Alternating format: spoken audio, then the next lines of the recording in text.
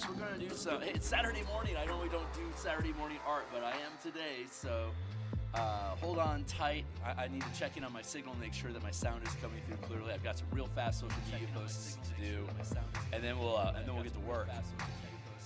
And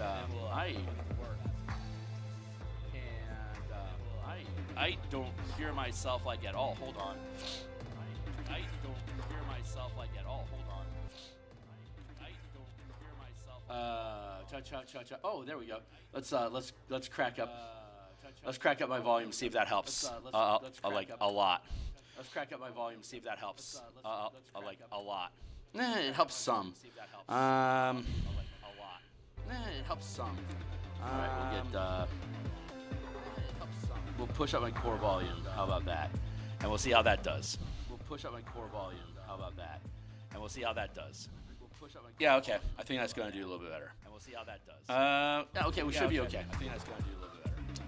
So, sorry, I just have to go. Apparently, my volume got messed around with, and I didn't calibrate for it again. So, I'll pay the price for that, and we'll figure it out later on. I need to be checking my volume balances before I jump on stream. So let's consider that a lesson learned. I got some real fast social media posts that I need to do. I already have them set up, so give me a hot second while I get those taken care of. And we're going to do some artwork this morning. Typically on Saturday mornings, I do a stream from like 9 till noon or so. And maybe like 9:30 or noon or something like that. But we're going to be doing playtesting here in the future, so I won't have that luxury for a number of months moving forward. So I wanted to get into the habit of streaming in the morning like I do on weekdays. So Monday through Saturday from 6:30 till 8 something. That's the cadence I'm going to be having for doing my morning streams, and then I'll still have my Monday and Thursday night design streams like usual. Since I'll be basically losing that Saturday for most of this year, I wanted to get into the habit of starting to stream now that I can. So having said all that, let's fix my screen here so you can see what's going on. We're going to do some artwork here today. Here's the book cover we created for the adventure that we're publishing, Crystals of Mabar. It's for Eberron campaign characters level 7 or 8-ish. We're fighting undead demons and necromancers in the Karnwood in the nation of Karnath on Corvair in the Eberron world. And we're doing these little vignettes, these little corner pieces. There's blank air. Like if it was only like 3 or 4 lines high, like this down in the corner, like I wouldn't need to put an illustration on there. That's a margin. I don't have to worry about it. But a space this large warrants some sort of a filler. And for the most part, what I'm wanting to do is put little environment pieces, like what I was doing last week, or rather earlier this week, and that I published yesterday. But this is the page that we're going to work on today. This is inside the flooded the Forgotten Cemetery. So here's the Forgotten Cemetery. Here's the different map points here. We have this breached wall down here that makes it easy access through the southern side of the of the cemetery, the southern gazebo, western gazebo, northern gazebo. There's 4 gazebos here. Northern gazebo, western gazebo, and southern gazebo are all here. The promenade, which goes from the main entrance, which is here, that goes through the promenade to the mausoleums at Point 8 into the main crypt here. That's at Area 9. So the page that we're going to be working on today is describing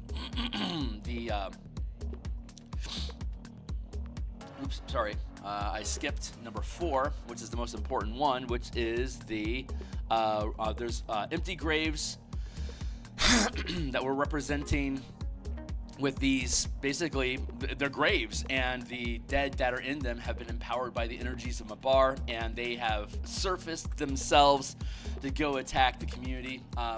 By the way, if you think this stuff is cool, like, subscribe, hit the bell icon for notification. Thank you. We have new subscribers. Bless you guys for being on board with me here. And for folks that are interested, here's a bunch of other books that I've created on the DMsGuild. They all have free previews. Be welcome.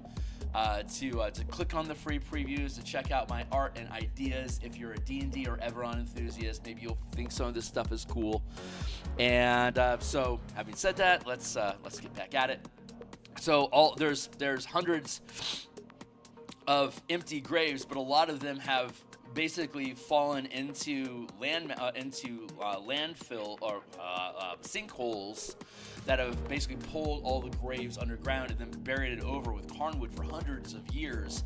And with the manifest zone being supercharged with an artifact called the Eye of Mabar that makes the manifest so powerful that it actually creates a bridge to Mabar that you can basically use the manifest zone to plane shift into Mabar, and Mabar is plane shifting into the manifest zone, so it's destroying all of the necrotic mist that gets released. It is rotting all the vegetation, and as a result of that, it's revealing this forgotten cemetery that was back in the days of Galifar. And there's notation in here that it's like it's worth a ton of money to chroniclers. The Korenberg chronicler would pay a reward for anyone that can provide proof that this site had actually existed. So this is revealing that. So depending on what your character's backgrounds are, you can lean into that idea. But we're going to continue fleshing this stuff out. First thing that I need to do, though, is expand, and I'm going to duplicate and merge this dots layer.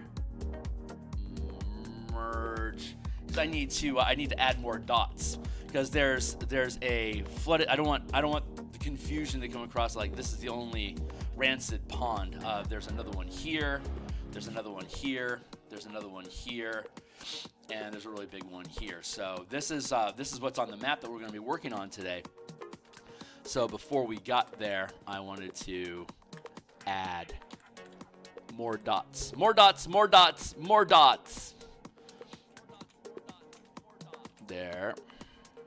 If anyone out there is catching this signal, please do let me know if the sound balance is off. I can fuck around with it if needed. Take another one here, and then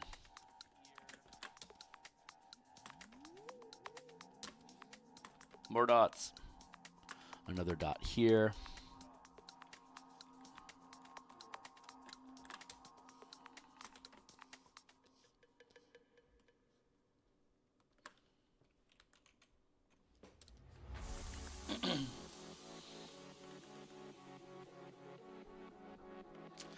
Let's take a look at. Let me just double check the wording that we have. I wanted to add those extra dots in there, but I don't want to have to add. Like, I don't want to put a 3 here and then like there's more up the graves here. There's razor. There's ferric vines ferric ivy that is going through here. Some skeletons that aren't complete. If a skeleton isn't complete, instead of animating and becoming undead, it shoots up through the ground and creates these basically thorny patchworks of like hard iron-like bone. But this is, and if you walk into this space, you'll take D6 piercing damage every time, every turn that you walk into space occupied by ferric ivy or start your turn there. So, like so many other hazard effects that exist in the game. So if I step in here, it's basically D6 damage for every step that I take through this stuff into a new square. So it's so this stuff is growing from a number of the graves here, but these are dug up graves. There's a ton of dug up graves in this sinkhole here.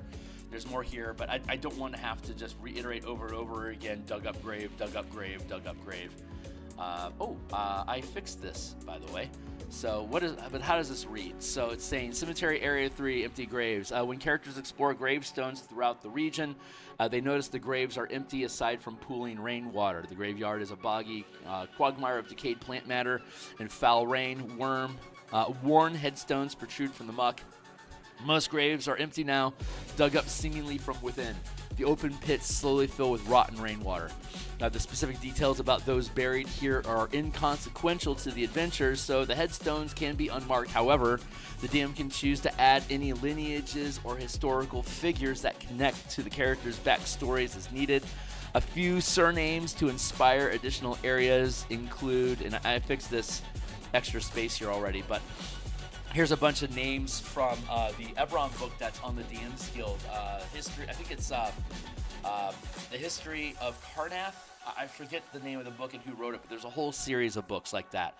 And so I bought that and then pulled out of it a bunch of different surnames, as well as from the 3rd edition Five Nations book. These are different surnames that were inside of the 3rd edition and that DMsGuild content. So I grabbed those as a grab bag here, basically to just randomly generate names on headstones, so the DM doesn't have to worry about making up a shitload of Karnathi names from 500 years ago on the fly. What a pain in the ass.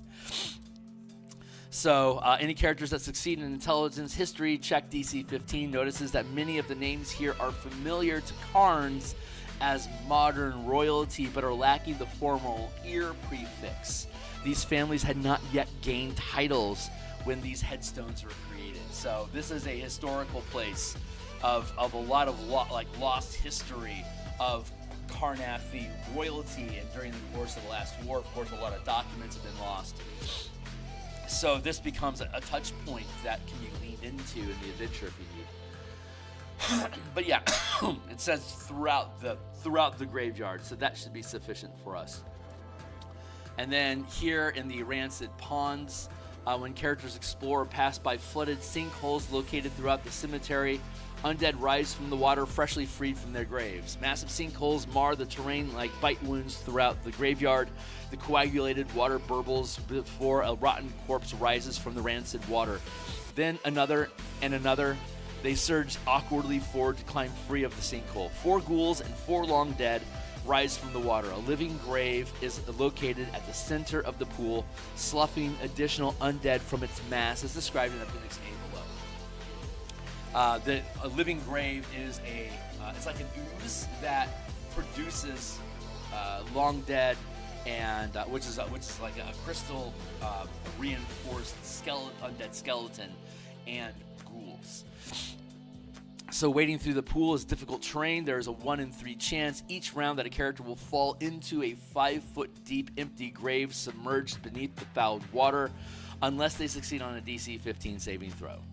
A character that ends their turn in the pool must succeed on a DC 12 Constitution saving throw or be poisoned until they exit the water. A character that has fallen into a grave during that turn makes this check at disadvantage.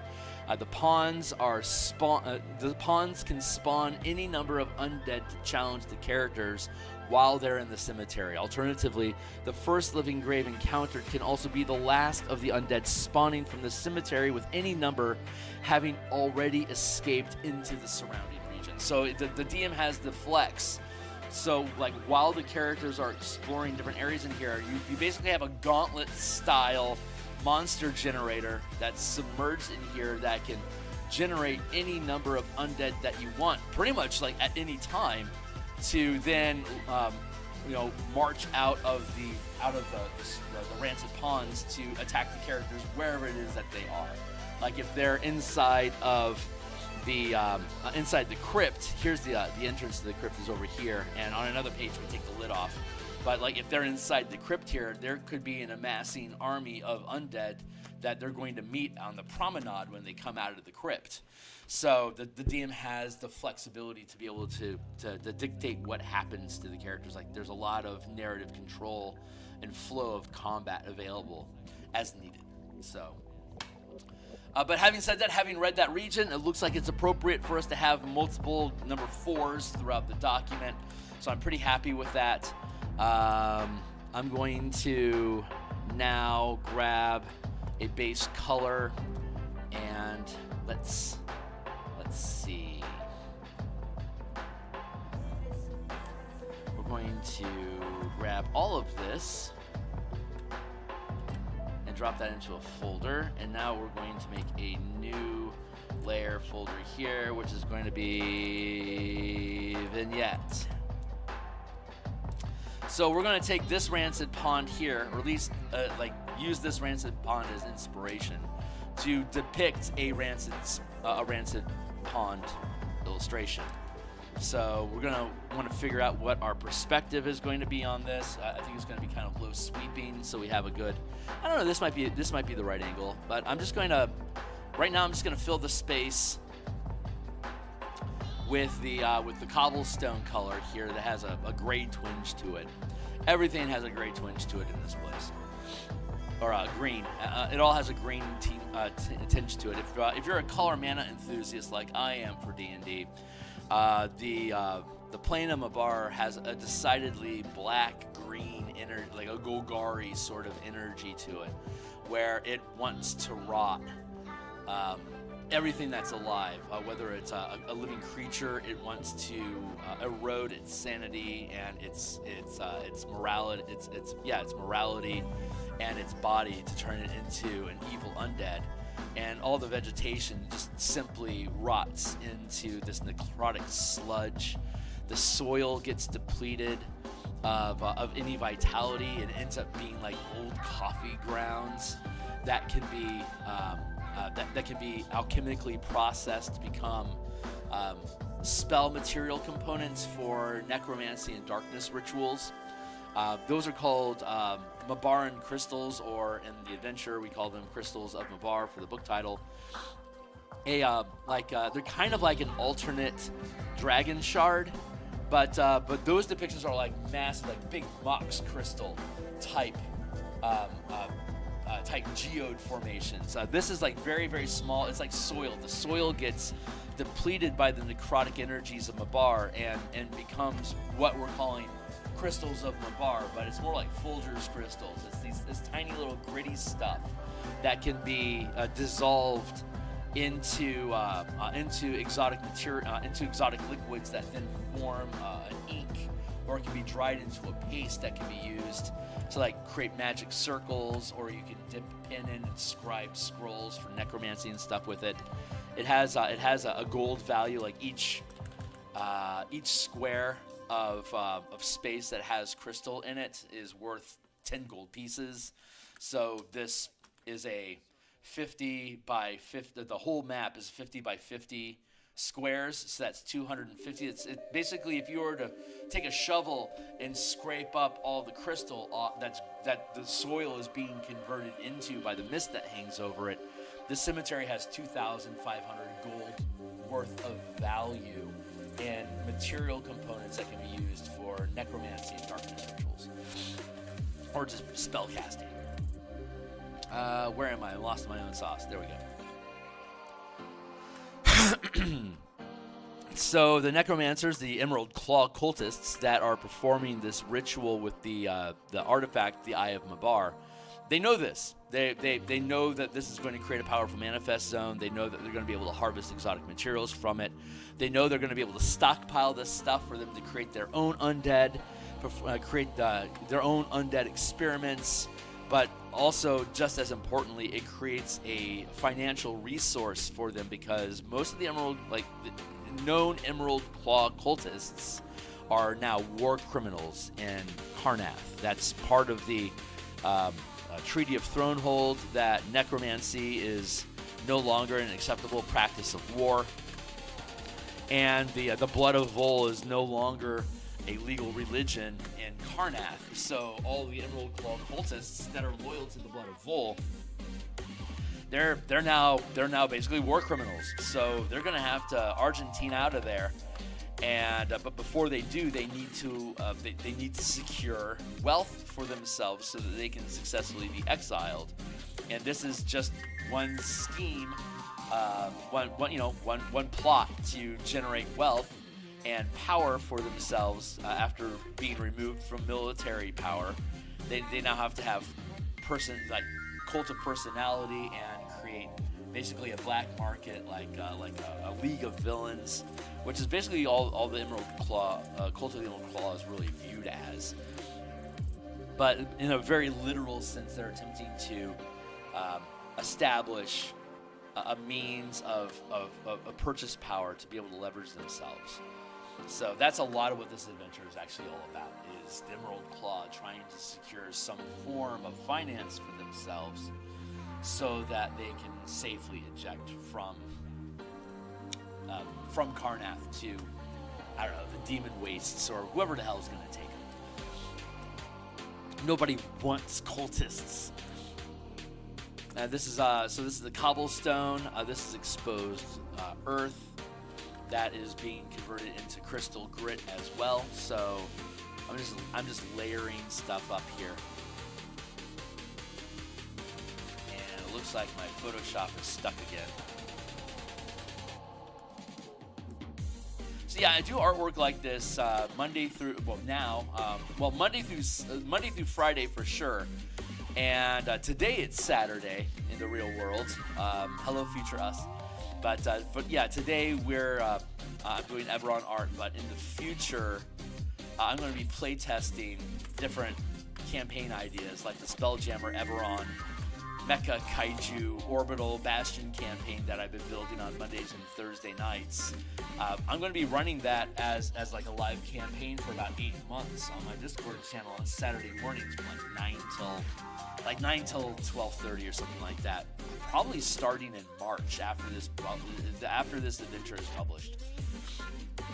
Just to put a bunch of ideas together and just to run a fun, like, little short-term campaign of just basically running a bastion in an asteroid belt with kaiju and pirates and shit like that attacking your asteroid bastions. So I wanted to build a campaign around that idea, just to fuck around with it and to get a sense of that format for fun. But I'm not doing. But yeah, so since I'm going to be basically running a campaign on Saturday mornings here in the next couple months, I'll be losing that Saturday slot of game design that I've been using from basically 9 till 1 in the past. And so instead, I've just decided to get up like I normally would on Monday through Fridays. And in the future, it'll be game design like Color Mana or Bastions or Spelljammer stuff. Well, whatever it is I want to do, whatever. But in the future, I'll have this 6:30 till 8:30 2-hour spot in the morning to either do artwork or game design or whatever it is that I want to do. Just logging in some more time to show off the kind of stuff that I do. Because I build books, and then I illustrate them, and then I publish them. And for me to be able to build and publish a book, it often requires me to do a play test, either of like the adventure that we're designing here, or of like the Bastion campaign system that we've been developing for Dominion style play using 5e mechanics, and the Bastion system that was presented in the 2024 DMG. I've basically extrapolated and expanded on that to create a means of like building and managing communities and fortresses and building armies and waging war on different nations through the Bastion idea that was placed in the DMG. Just basically expanded on it using 5e game mechanics and variant rules from the 2014 DMG to create a Dominion style of play that was famous in Beckme, where your characters accumulate power, amass an army, and then start building a kingdom. The Bastion campaign, the Bastion mechanics that are in the DMG are capable of supporting that style of play, but they didn't provide any specific rules for it. So we've been developing rules for it here on stream for the past year. I've been implementing that style of play at my home table since last year, February last year. So we're almost at a full year of running like an actual Bastion campaign using the rules that I have. But we've also been developing like facility benefits for characters in game, like spend a downtime, like a Bastion turn of downtime here, and you gain like extra bardic inspiration dice or whatever. Hey, happy New Year to you, Fernando. I got to enjoy my Christmas New Year break with pneumonia, so I didn't get nearly as much done as I had wanted to. I typically take a week off between Christmas and New Year and pretend that I'm a full-time game developer.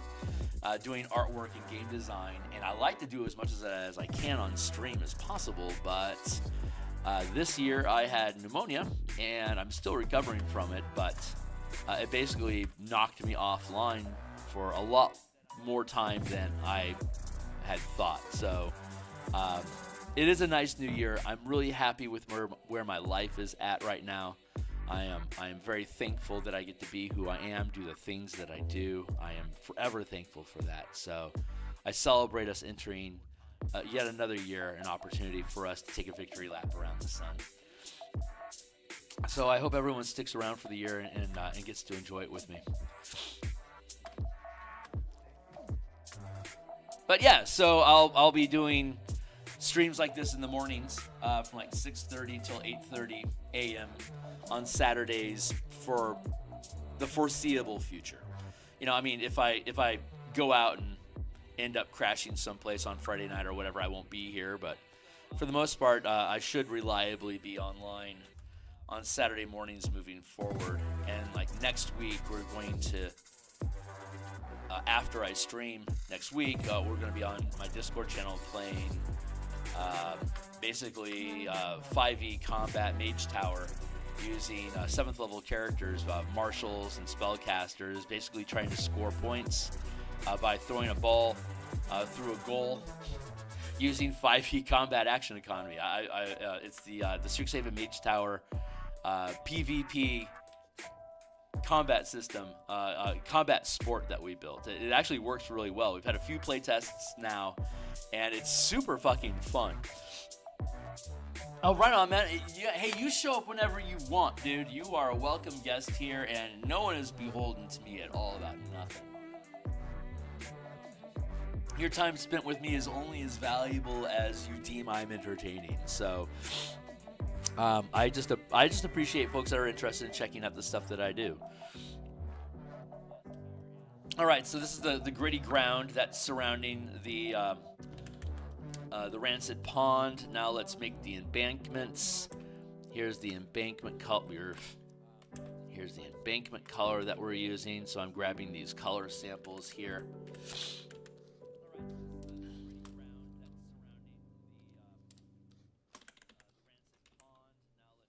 Let's switch to a round brush for now, just to make life a little easier.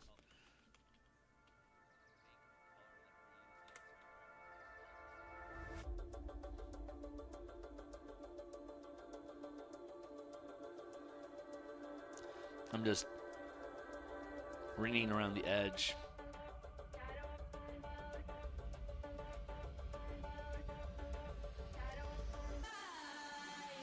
Yeah, so in the future, like we'll do color mana stuff or like build athletes or whatever. Like next week at 9 o'clock, we're going to like I said, we're going to run Strixhaven Mage Tower PvP combat sport on my Discord server. And so, and it'll be 7th level characters next week. By the way, anyone that wants to participate, my Discord is linked down below. Free access to join. Just build a 7th level character. That's totally fine for PvP combat, but you can either in the Mage Tower sport, you can either win by TPKing your enemy or by scoring the most points over the course of an hour of real-time gameplay, which typically ends up being somewhere between 3 and 5 points. So at the end of, if it's a timed match, like, hey, we have an hour to play D&D, what do you want to do? Let's play a match of Mage Tower. So you have an hour to see which team can score the most points against each other before the hour expires. But you could also have like best of 3 or best of 5, and like set a number of points that need to be scored to win the game, and whoever reaches that total first wins. You can run the game in either format. So in the future, not today, but in the future, we'll likely be like building athletes, like we've already built a druid, Echo Knight, Barbarian, and Berserker. Berserker, Barbarian, and Echo Knight Fighter. A druid. I think we've done a wizard. So next week will be 7th level. So like next week when I log on, instead of doing artwork on Saturday morning, I'll probably build alternate athlete characters that I can, as a DM, use against the players that are on the competing team. So, hey, what's up? The art jam is like a game jam when you have to work on a project that 48 hours or something like that. You have to work. Oh, hi. Basically, art jam is like this is the artwork that I'm doing is for, like, this artwork is for the Eberron adventure that we're publishing. So I call it an art jam because the art that I'm building, I guess I guess maybe it's a misnomer. I don't know, but it's basically time that I spend doing artwork for the game, and I guess I call it a jam because it's like I kind of philosophize and talk about game mechanics and shit like that go along with the game. I don't know. It seemed like a catchy title, so I went with it. I don't know if it's a good name or not, but it sounds more catchy than what I've been using, so I kind of just went with it.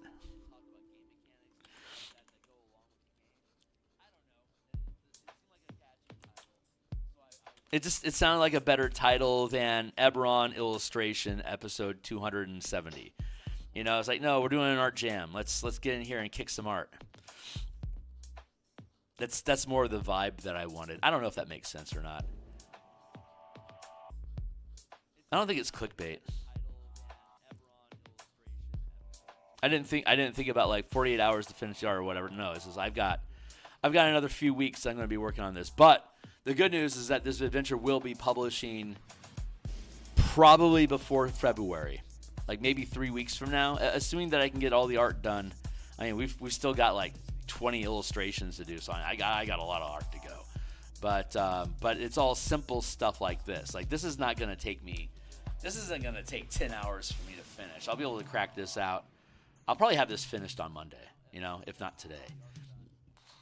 But off screen, I'm doing I'm doing hyperlinking for navigating around inside of the PDF and layering in the images with the text and stuff. I'm building a book off stream, and that's pretty boring to watch generally. So I am keeping focused on doing artwork relevant to the project. So once I finish all the hypertext string up, I'll be working on illustrations in the evening off camera as well as working on them on camera. While I have non-illustration stuff to do with the book, I do that non-illustration stuff off screen, and then, shake the shiny keys at players, at the public to keep them aware of what's going on with this project by continuing to do the artwork. Like I could drop this page of illustration in behind the text in the PDF. When this is finished, I can just peel it up and then drop it into the book, and there it is. So I can technically be working on page illustrations all the way up to the day of publishing, because it's just a matter of just dropping another image into the spot that I've created for the illustration to fit into in the document. So I'm attempting to keep the project to keep this stream focused specifically on Eberron until I finish the book for Eberron. If I hold on, I don't know the concept of jam per se. Yeah, I don't know either. It just sounded cool. Maybe I'm not using that word correctly. I don't know. I'm sure if I've done something wrong, someone will come along and scold me with an actually at me. Go ahead, anyone that's out there, actually at me to let me know what the proper usage of the term jam is in art. That would be, I'm sure I'll appreciate that. All right, so here's this here, and let's add that in here.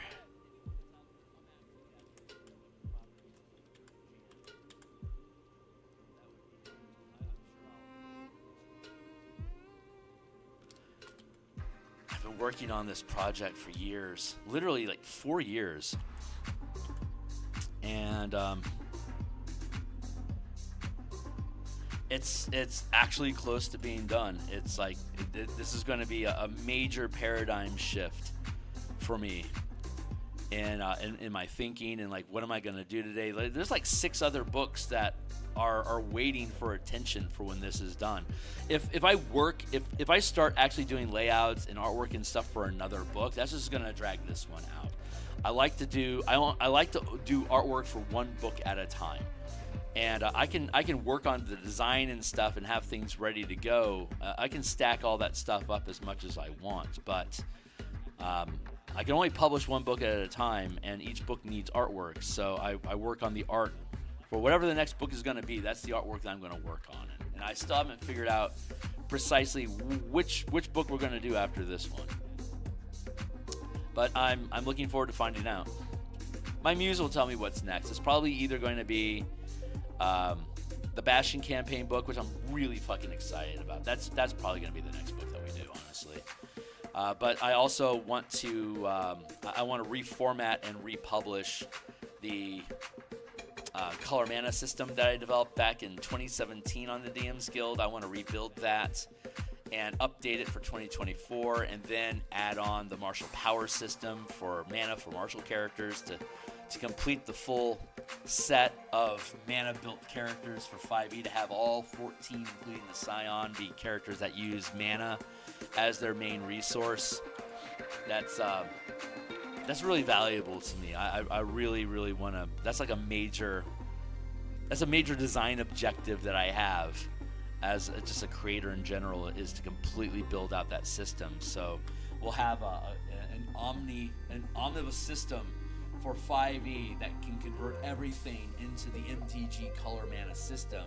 So any card from MTG, artifacts, monsters, land locations, enchantments, sorceries, instant spells, and creature cards, all that stuff, we have the mechanics in 5e to convert all of those into 5e elements.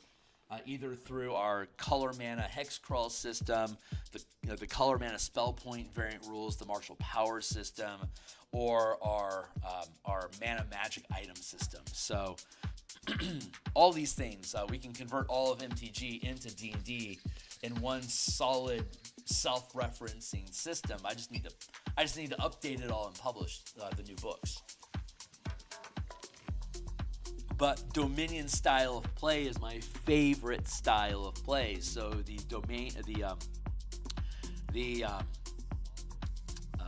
Bastion campaign system is really compelling me. What is going on in here, guys? Hold on. There we go. Thank you.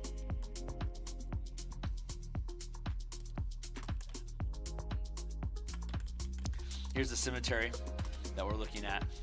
This is one of 4 significant dungeon regions throughout the adventure.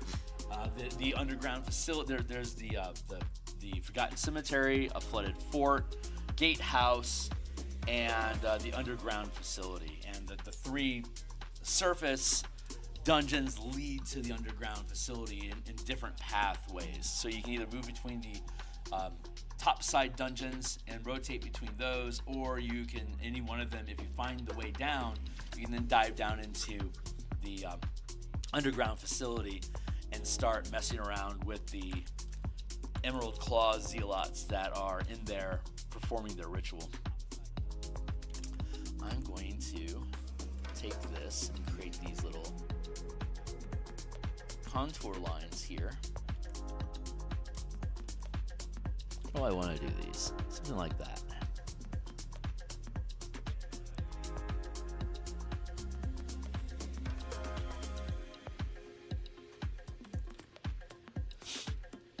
So yeah, like next week we're going to be playing Mage Tower Rugby basically on my Discord server at like 9 o'clock, 9:30.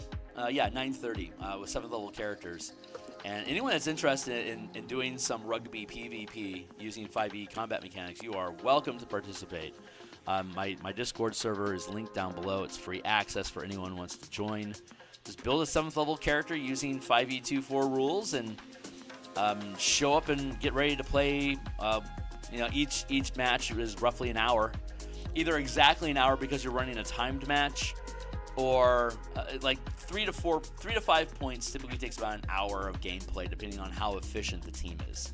So if you want to do a timed match, whoever has the top score at the end of an hour, and then it's sudden death if the score is tied at 1 hour.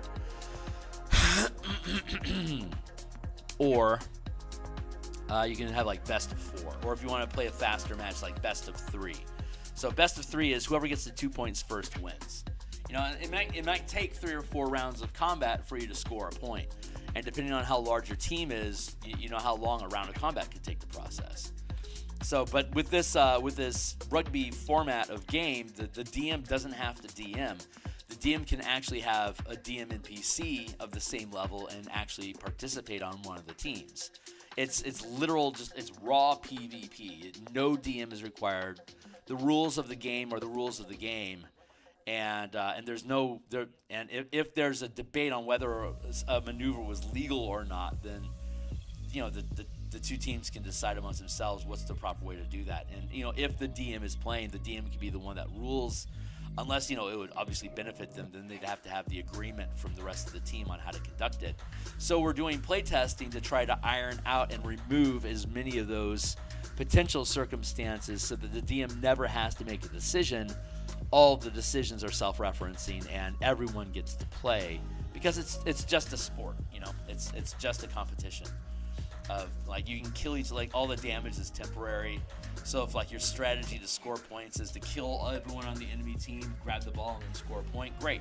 Because whenever you score a point, temporary hit points are removed, everyone's back to full hit points.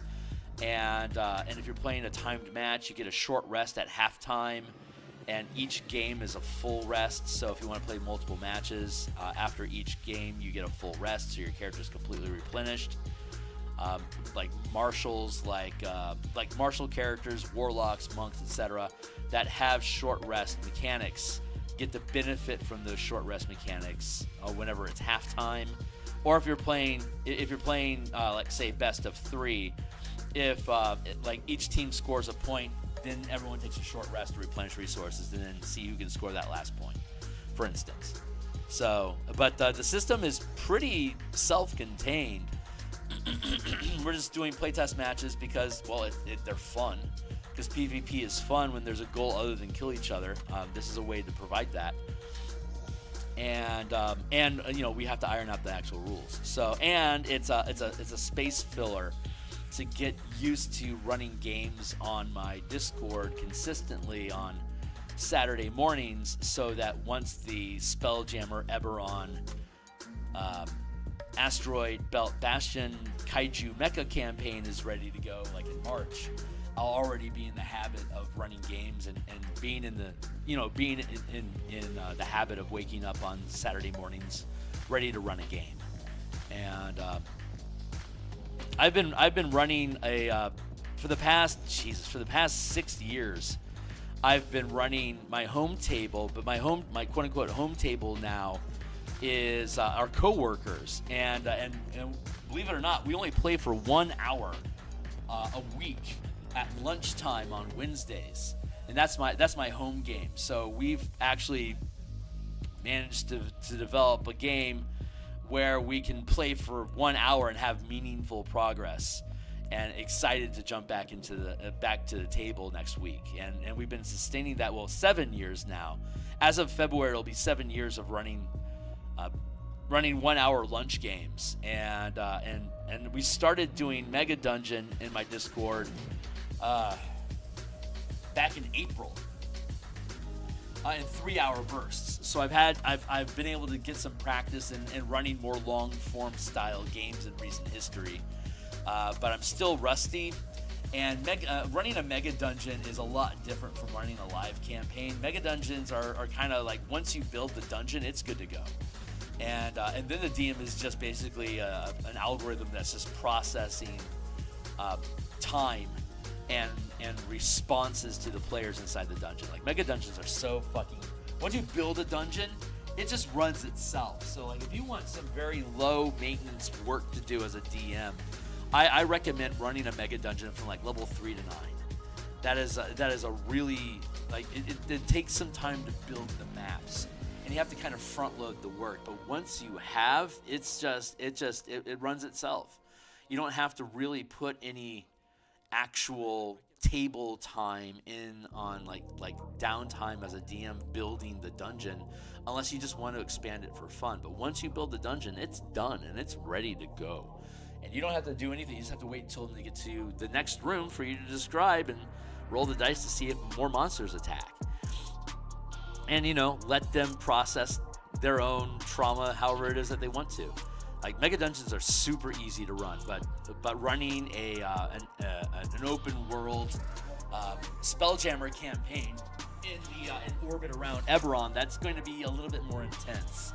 So I'm specifically holding off on launching that campaign until I'm done with this book, because there may be requirements for me to spend nights of nighttime design, like night design time, to actually prepare stuff for that campaign. So I am preparing myself and clearing my plate, making sure this project is done before I take any more time away from it. Because when in the evenings when I'm not on camera, all the design work I've been doing goes towards creating this adventure. Like on Mondays, Thursdays, and Saturdays, I'll work on different books. But that's literally the only time I spend on those books. Like the Bashing campaign, I spend like 3 hours a week building that book. And I have for like 9 months. So the book is pretty damn near, the concepts are ready to go, but it still needs to be reformatted and properly edited and shit like that before I can do it. But once I get all that formatting done, I can then start doing the artwork. My seat's been sinking. I can actually start doing the artwork for the Bashing campaign, and once all that artwork is done, just like we're doing artwork here, I'll also be able to publish that book and then pull up the next book. Like we've got the Spelljammer Mecha Kaiju campaign concepts, which we'll be playtesting on my Discord, and I don't want to release those rules until I've had sufficient time as a DM to really get a good, strong feel for how that stuff works, so that when I build the book, I know that the mechanics are solid, and that it's something I'll be able to support and like make videos about like the philosophies that go into Mecha Kaiju and like how to build them for your campaign, and like what are the lessons that I learned by running this campaign. What do we need to think about? Like how do you avoid stumbling blocks as a DM? Like all the shit that you should do when you launch a project, like a new game or whatever it is that you're doing. You really are, in my opinion, you're obligated. Let's merge these layers down just for the fun of it. I think you're obligated to actually know how to run the fucking game.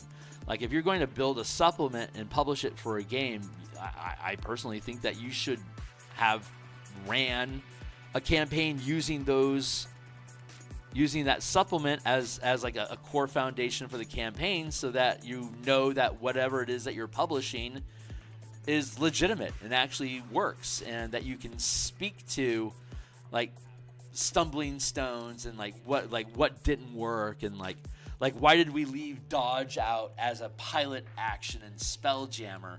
Because the cascading consequence of the ship dodging is all the creatures and all the weapons that are on deck for the ship are also basically getting the dodge action for free against anything that's not on deck with the ship with you. So that's too much. That's too much statistical gain for one character's action or bonus action economy. And so like that's something we found through playtesting, that we can't have a dodge be an action that a pilot can take for a ship.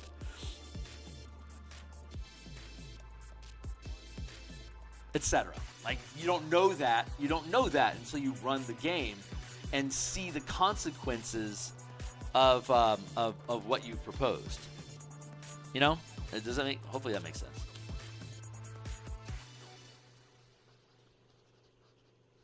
Anyway, these are the things that I've found over the years. I mean, I've been creating D&D content for 5e since I first published in 2017, I think, on the DMsGuild. But I mean, I've been a DM since '87, so like I've got 39 years. As of June, it'll be 39 years of DMing under my belt, and you know, I've got opinions. I know what works for the style of game that I like to play, And honestly, every style of play is fine. You will find players that resonate with your style. It may or may not be. It just may be different, varying levels of difficulty to find your tribe.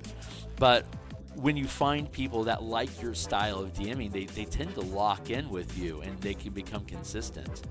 Like you need to make sure that your style of DMing complements the style of play that the players participating prefers, so that they're excited that they get to have their own fulfillment. They get to express themselves the way that they want to at your table. And that's what locks a lot of people in with a specific DM. And that's how DM style gets basically oral history passing on a DM style to their players is almost like a rite of passage. Like if you learn to play D&D by playing in your older brother's campaign, you're going to have a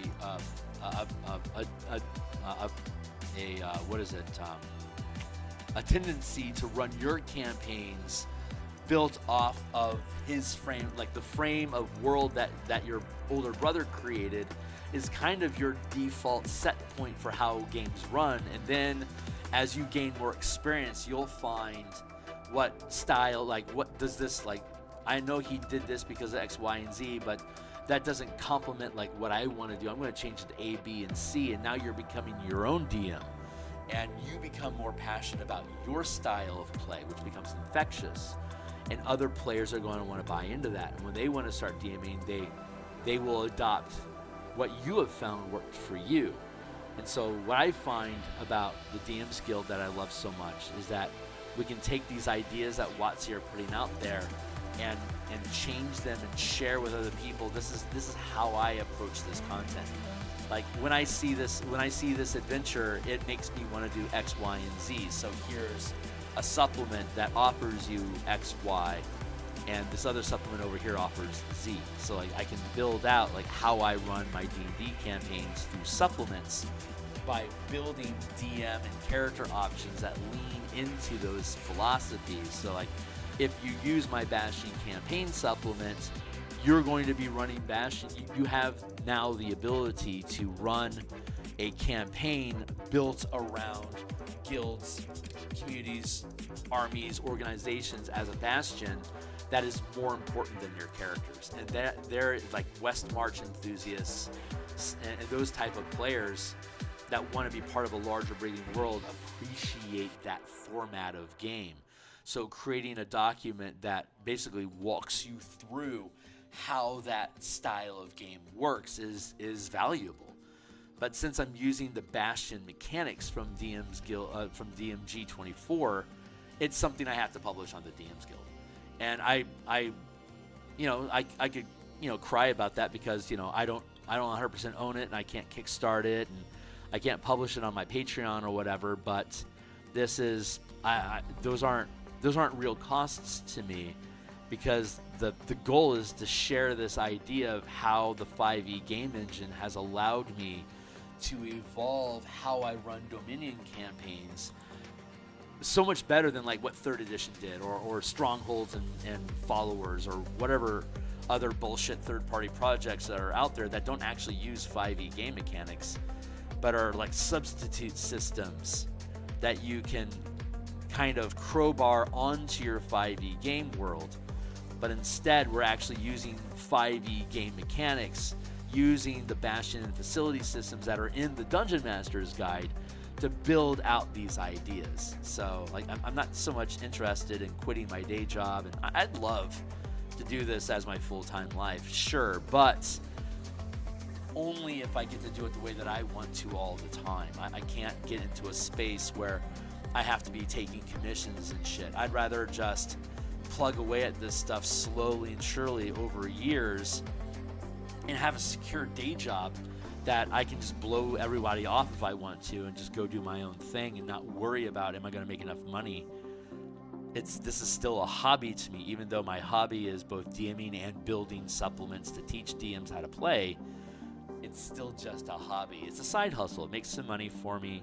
The money is basically a way for me to justify the amount of time that I invest into doing this stuff. But let's be let's be perfectly honest, I'm going to do this shit whether I get paid to do it or not. It's just how much am I going to get paid for? And that's not the score that I'm keeping. It's what books do I get to create, and while I get to share these ideas with you on screen, even if I die tomorrow, I've still laid out all the mechanics of how this stuff works. Even if I die before I can actually publish it as an official PDF, it's all still out there, and it's information that I've shared. So this long form creation process is a means for me to make sure that I'm getting all that information out there that I want to get out there, regardless of what timestamp my body has. So yeah, that was a tangent. I don't know why I got on that tear.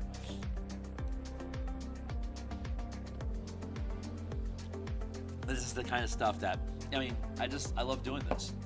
And I do it all because I want to build campaigns that I want other people to experience and enjoy.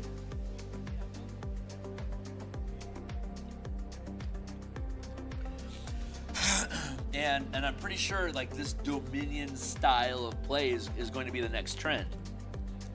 I think people are going to keep looking around. It's like, being heroic is great, being in horror is great, investigation is great. What else is there? That leads to basically kingdom building and Dominion style rulership, which was the foundation of what the Beckney system was all about. Hey, what's up? Don't talk about your death like this. I understand your message is positive, but there's no need to talk to us about something so negative. Fair enough. There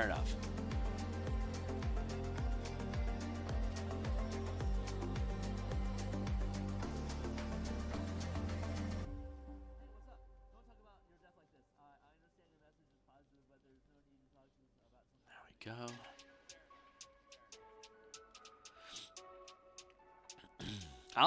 I'll probably live to my mother is she writes haikus and Christian poetry and goes out on competitions and flies out to Texas or Memphis or LA for different conventions and stuff. And she's 79. So like it's what is she? 80? God, I don't remember my mom's age. I'm horrible. It's 79, maybe it's 81. Anyway, she's been around for a while, and I take after her a lot. So, with God's grace, I'll literally be doing this for another 30 years, and I don't know what my life is going to be like at that point. No idea what my future is going to be, but I can easily see myself hammering this stuff, doing this type of stuff for another 30 years. I'm only 50, so I've got tons of time available to continue on this path, and like my current timeline for all the stuff that I want to do is basically going to be done probably in the next 3 years.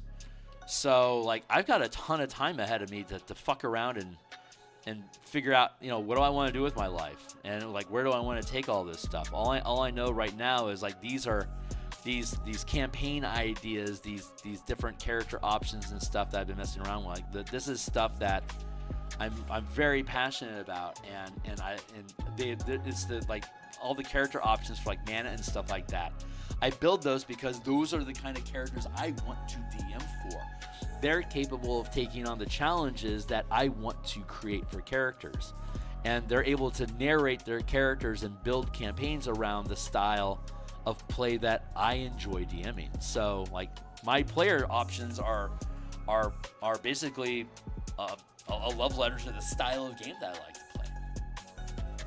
I have to clarify that your philosophy of life sounds very interesting. You're right on. Probably. It's natural for regardless of whether the current leadership of D&D has a flag planted and saying, one D&D, D&D 5e, D&D forever. Like this is what it is, but it's going to change in time. Whether I migrate with D&D 6e when it happens or not is questionable. I don't know. I'll have to see. I barely participated in 4e. What 4e? I played one Adventure League, like 2 or 3 sessions. It was 2 sessions at a local game shop of Adventures League for 4th edition, and I played a sorcerer. And after those 2 games, I'm like, this isn't fun. This isn't fun D&D like what 3E D&D was. I'm not interested. But the 4E game engine was awesome for Gamma World. I loved Gamma World 4E. It was my favorite version of 4E. It was so fun, and it was using the D&D 4E game engine. I just didn't like 4E for D&D. I loved it for Gamma World. It was awesome. Loved playing that game. So fun. So I don't know what 6E is going to be like. But I think we're going to be. I think 5E 5.5. I think 5.5 is going to last longer than 3 years. So I think I will be able to safely build all the books that I want to use with a relevant game engine that's still producing content by the time I finish all of it. And then from there, I can start reassessing how does life work? What do we do? I don't want to just take the stack of books that I've made and just keep converting them over and over and over again into new editions unless that's something that I'm really excited about. I don't want to feel obligated to do that. So I want to get all this mana stuff and the Bastion stuff and all the blah-de-blah locked down while 5e is still it still has new content coming out, so it can still remain relevant for the people that are playing it. But once we switch to 6e, whenever that is, I don't know what's going to happen.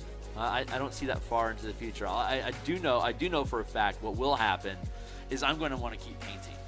If I end up walking away from RPG production and I just go into doing digital landscapes all the time and basically like making magic card like land art or whatever, maybe that's a fate that I'll have ahead of me. Who knows? I don't particularly care right now. I just know that I have enough time for me to build the books in 5e that I want to express. I love the 5e game engine. 6e might. If 6e uses the majority of what the 5e game engine is and just like tweaks it a lot, I'll probably enjoy it. And I'll probably start running it. And that means I'll probably start creating supplements for it. But I don't know what the marketplace is going to be at, where that marketplace is going to be held at. Maybe if by then I've built up enough of a personal audience on Patreon that I can just go and do whatever I want in Kickstarters and just get auto-funded by the type of things that I want to do. And maybe by then, I'll be retired from my day job and pulling in Social Security, but still generating, a decent income from creating books and illustrating them, stuff like that we're doing right now. Who knows? I don't know. Maybe we'll have a universal basic income installed in 6 years from now, and I don't need a day job just like no one else does. So the only thing I'll really have available for me to retain my sanity is streaming artwork and slow art production. Because I don't know, maybe people need a Zen space and they think my shit's Zen.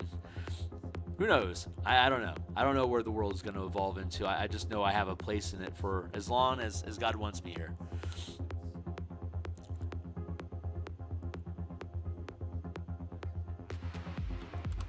Let's do that.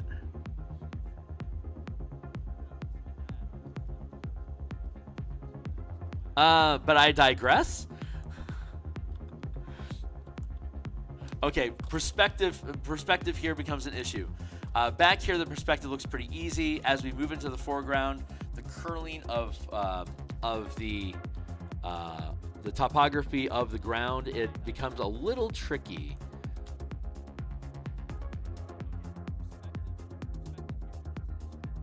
So I have to be mindful of this negative space outline that we're creating for here to make sure that the foreshortening is proper.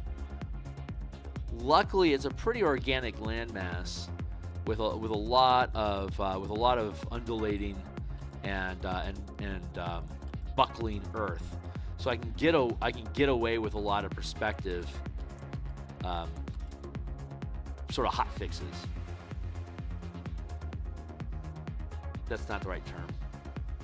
Cheats. I can cheat a lot of perspective by the way that I bend the topography around like this.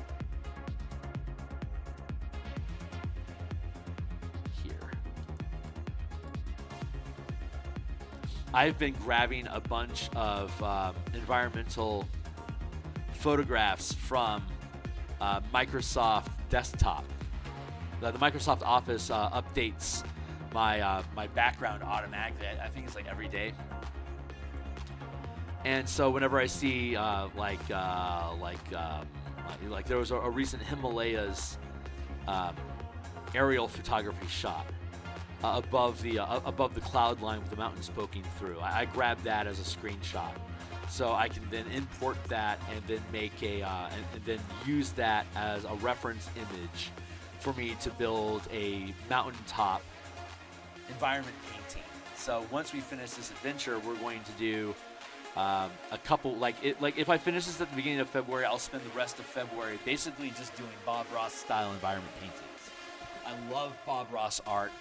It's how I learned to make environment art in the first place.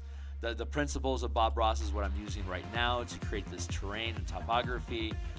I owe a lot to the joy of painting for the development of my style. I used to watch brand new episodes of Joy of Painting back in 1979, 1981, that time frame, as a little kid playing Legos on Saturday morning, waiting for Mighty Orbots and Muppet Babies and the Dungeons and Dragons cartoon to come on Saturday morning before I had pancakes at 10. So it was a good middle-class America suburban upbringing that I had as a little kid.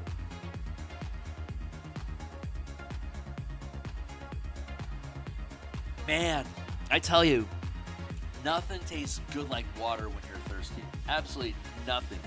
It is manna from the gods. All right, so I like this. I like the look of the sinkhole in general here. So now we get to go back through and let's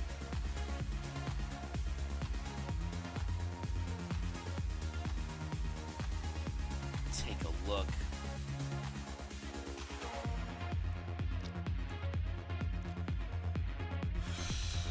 Thinking things through.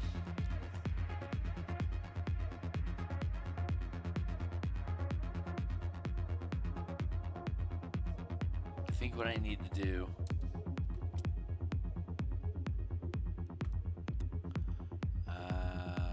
yeah, here.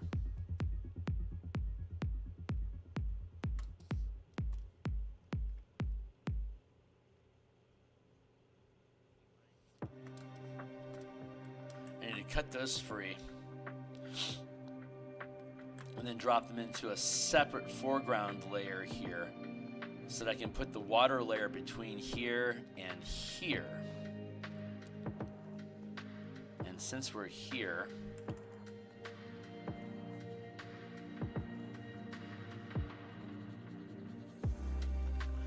wait.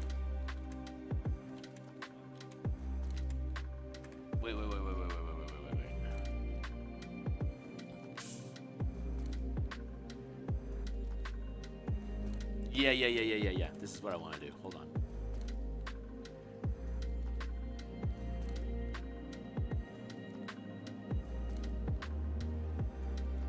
Clean up these edges here.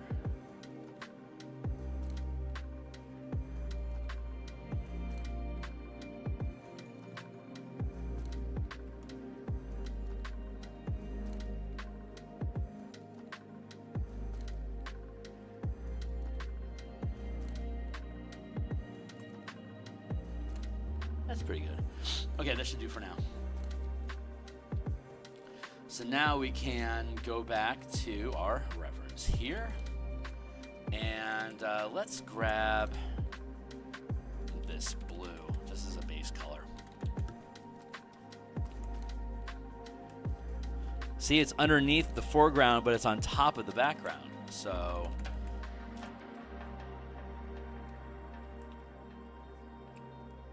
overlap that a smidge.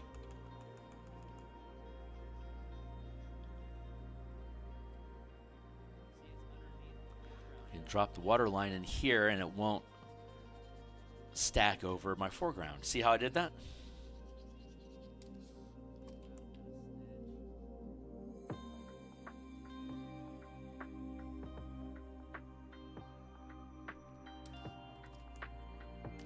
Easy little cheating techniques. The digital tools make it easy. And I can clean up all this as we go, but you see there, again, it's the... There we go.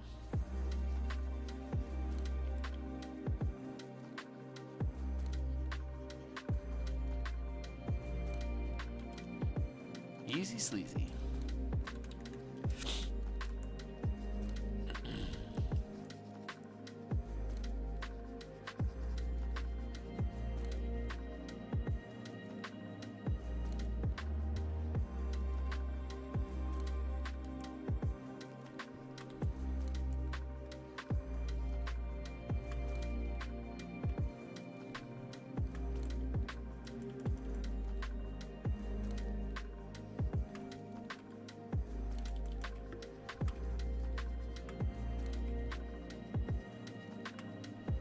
Out like everything else along the edge here.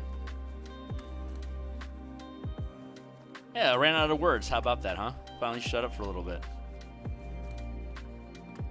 Have you considered creating your own system from scratch instead of creating compatible content for D&D? Yeah. 30 years, we'll have... Yes, I have already created my own game system. It's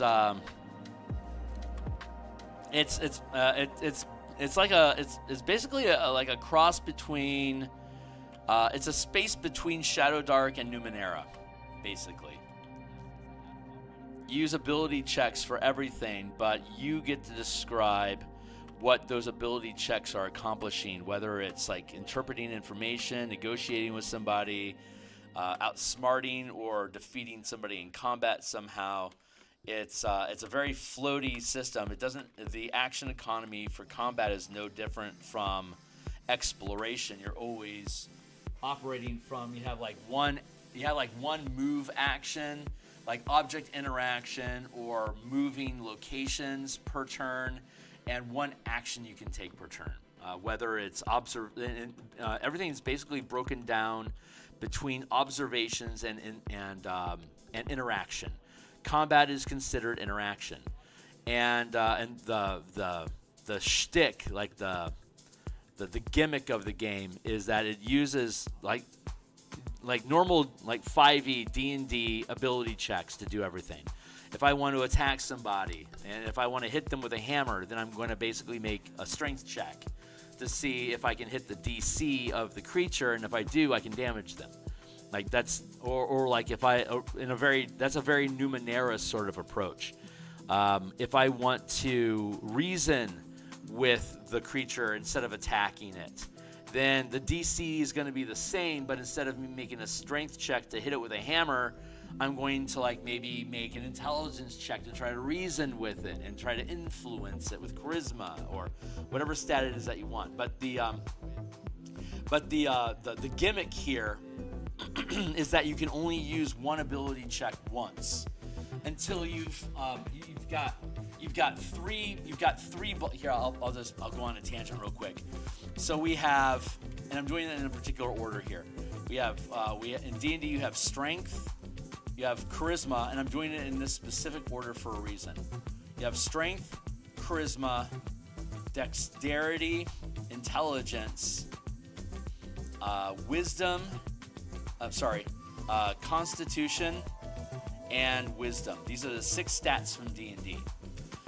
These 2 stats are force of strength, force of will, or like force of character.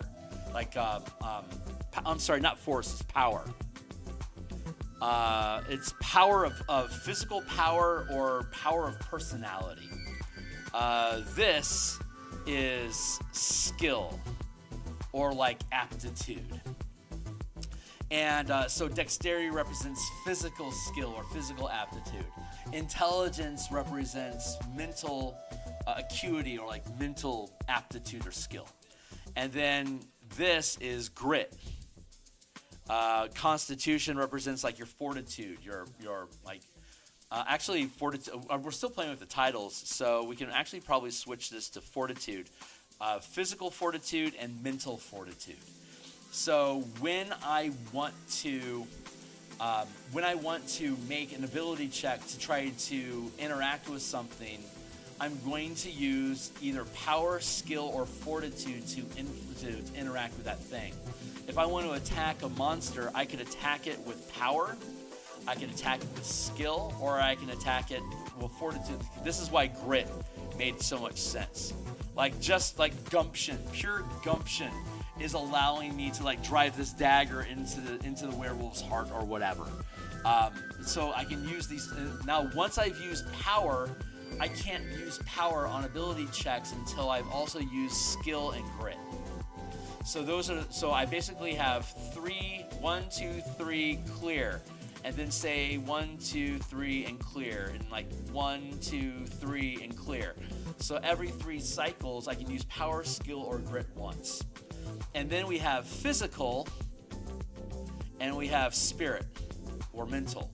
So these 3 stats are physical stats, and these 3 stats are spirit or personality. So when I attack you as a DM, or I make you make a saving throw, it's either going to be a physical or spirit save. And if I've already used my power, I can only make, if I've already used power, that means when I make my save, I have to, like if it's a physical save, like a trap goes off, you have to make a physical save against the trap. I can either use my skill of dexterity or my grit of constitution to avoid the effects of that trap. So I now avoid the trap, and let's say I use my grit to just, like, I get hit with the arrow, like I get hit with a poison dart from the trap, but my constitution is so strong that I just fight off the poison and don't take any damage. Like, that's how I would narrate that. And now, whether I get attacked or I try to engage with the world, I now only have skill available to me. So the next die roll I make will have to use skill. So if I've got like a +3 in strength and a -2 in charisma and a +1 to dexterity and like 0 in intelligence and like a +2 in constitution and like a -2 in wisdom. This is your basic stat array when you build a character. You'll have a 0, you'll have a +3, +2, +1, 0. -1, -2. That's your starting stat array. And as you gain levels, you can add a bonus to one of your stats. So in this example, if I've already burned through my power and I've already burned through my grit, and I now have to make a physical saving throw against a trap, all I have left in the tank is dexterity, and it's a +1. So like the game aid that you would have would basically be a ticker box of 1, 2, 3 that you either switch on or off. So like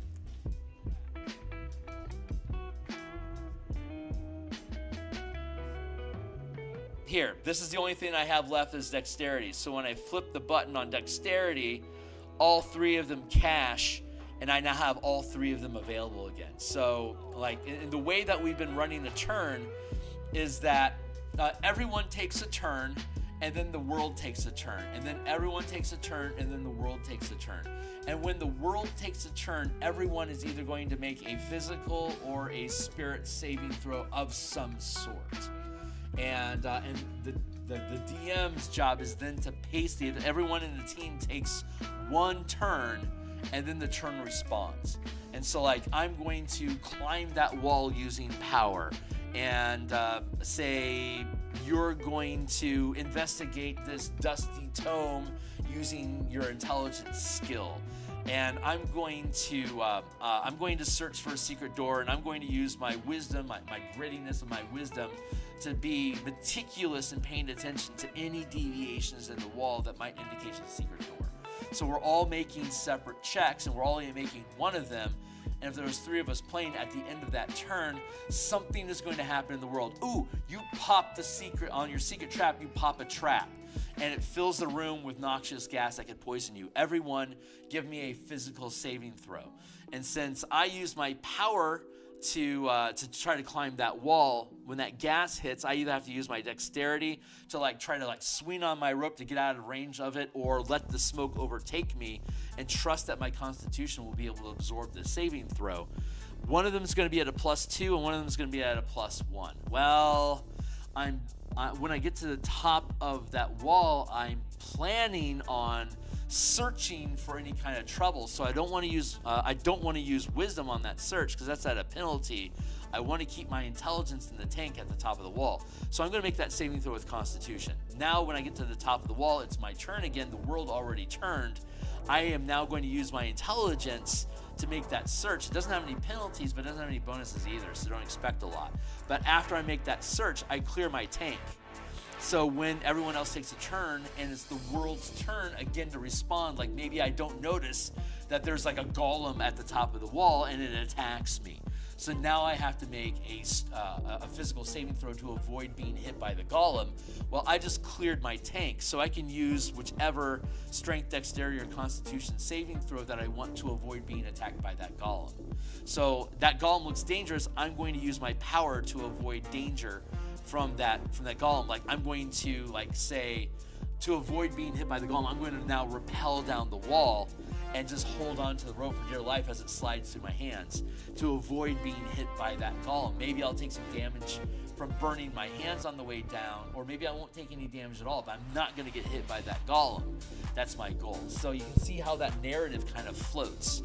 It's kind of a weird system, but it forces, I can't guarantee that I'm always going to attack something with strength. I can't guarantee that I'm always going to defend myself with dexterity. It's constantly rotating. And my meta, as a player, the meta challenge is, what stats do I have available right now for what I need to do immediately? And how good of a roll, and what's that going to leave me with afterwards that I'm going to have to deal with and potentially fail? Every time you fail a die roll, it creates a complication that either causes damage to you or introduces a new threat that everyone has to start making saves again. That becomes an additional threat. Like if we're trying to climb a wall and I fail my climb check, it doesn't necessarily mean that I fall. It might mean that me climbing has disturbed the nest of a harpy. And we're now being attacked by a flying harpy while we're trying to climb up this wall. So not only do we have to complete the task of climbing the wall, we now also have to fight a harpy. And if we fail attacking that harpy, we might accidentally cut a friend's rope. So now they aren't climbing the wall with a rope, they're now climbing the wall with their fucking hands on the wall, and that harpy is still attacking us. So now I need to rescue my friend and protect them from the harpy while we're all still trying to climb this goddamn cliff. So you have this variable system that comes in. Now the harpy's trying to charm us, so now we have to make a spirit save. I already used my power trying to climb the wall. I already used my grit to hang on to the wall after the rope got broken, and now I'm being attacked with the harpy's song, and all I have left in the tank is my intelligence save, and I've got 0 bonuses on that.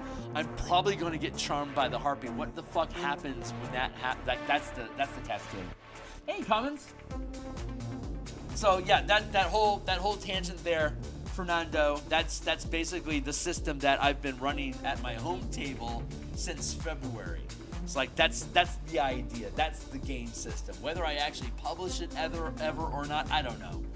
But it's a really fast, loose, and it encourages improvisation. There's a ton of improv that happens during the course of the game because we don't know what stats we're going to be using at any given time.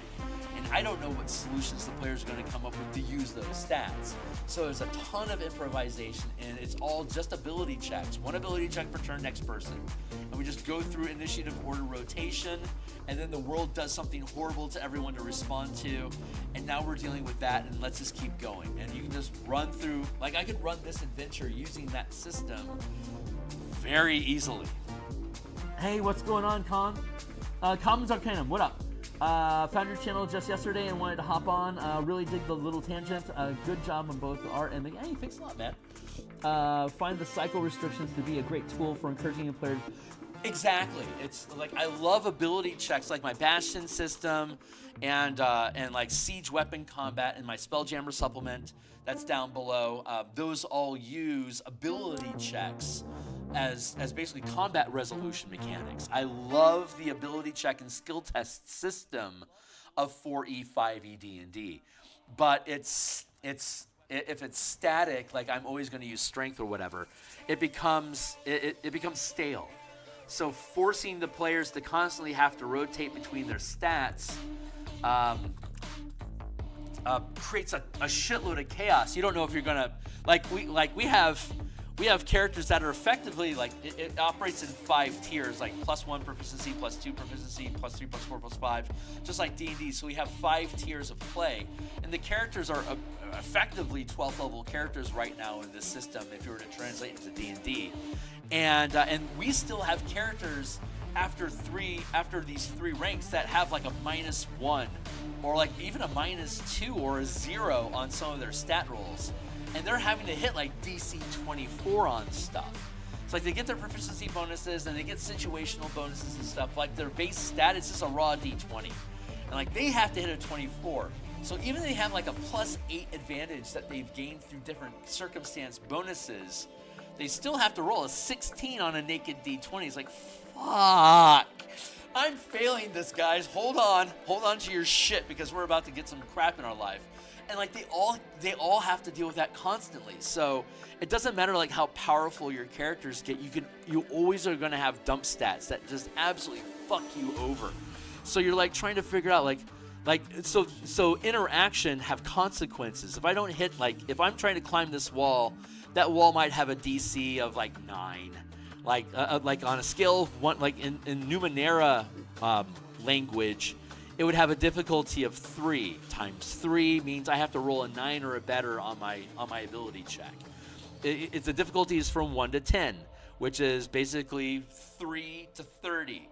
And by the time we get to 5th tier, we're going to have like a +5 general bonus.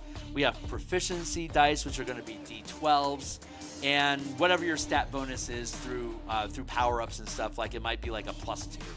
So if I'm dealing with a 10-tier threat, the difficulty, I have to roll a 30.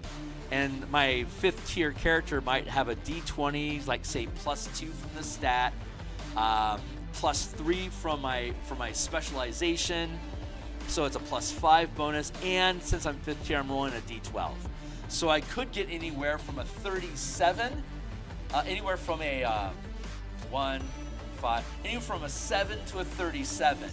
But I have to hit a 30, so I only have a 25% chance of actually succeeding on a tier 10 threat as a maximum, like a 20th level character in this game. It's still highly likely that you're going to fail. So whenever you try to interact and affect something, you can fail, and it has a scale of 1 to 10.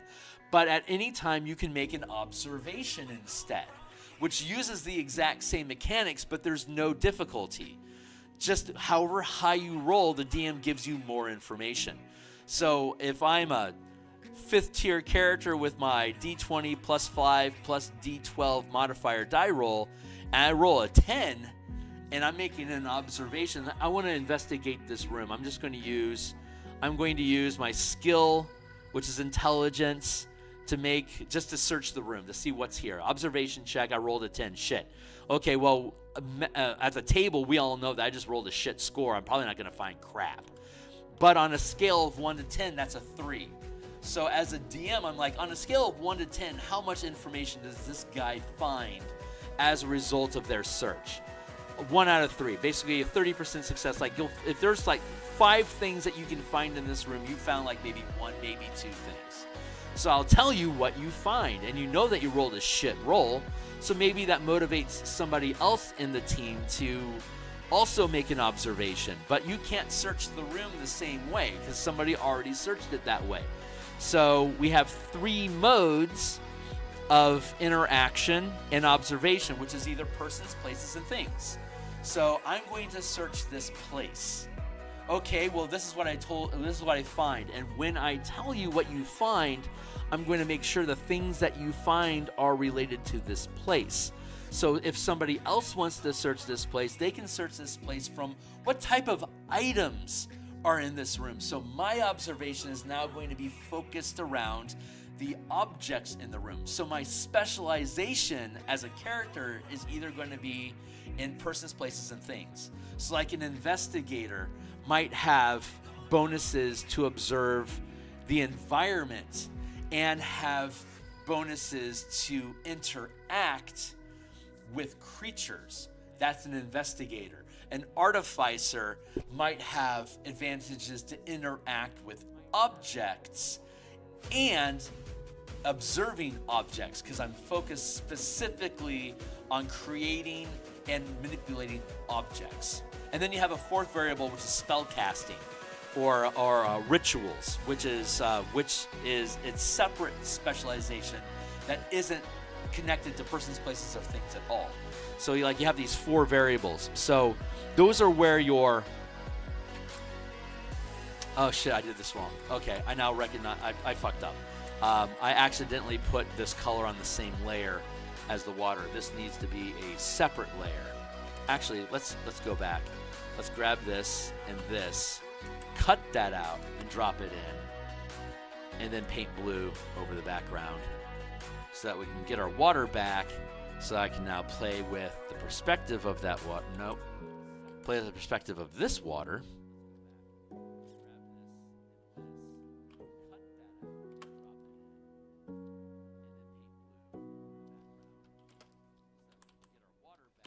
There. Oil slicks. Amon Ra.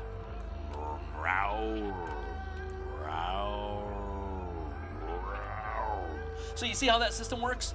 That's the game that we've been playing at my home table at lunch. I have 1 hour at work a week that we play D&D. We actually ran a 5e D&D campaign, level 1 to 20, 1 hour at a time with 4 players over 6 years at work. That was insane.